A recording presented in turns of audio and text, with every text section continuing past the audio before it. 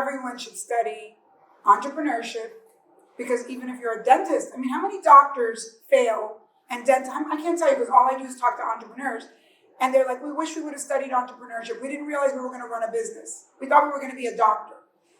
And I think legal and accounting is something that I don't know why people think it's boring. It's so exciting. It's what makes everything come together. So to me, but nobody taught it to me that way, so I get it.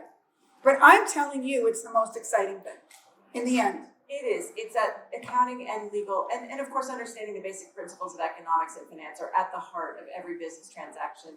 And, honestly, I'm going to make a shameless plug for law here, because you don't have to go to law school, right? But you have a lot of opportunities here, even as undergraduates or in the graduate programs, to take law electives. And so you can at least inform yourself enough not to blow yourself up, right?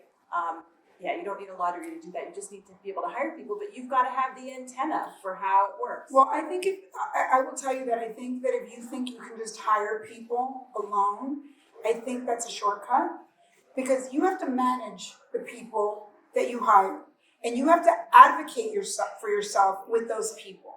And sometimes, you're working with a lawyer, and that's great, but you have to catch sometimes their mistakes. And a lot of people don't really read you don't read your taxes that go out, that your accountant's sending out. I cannot tell you how many entrepreneurial friends of mine have lost their shirt because they blindly thought, I don't need to read this. And then the IRS is not going to say, oh, too bad, you didn't read it. They're going to say, why didn't you read it? Why didn't you understand it?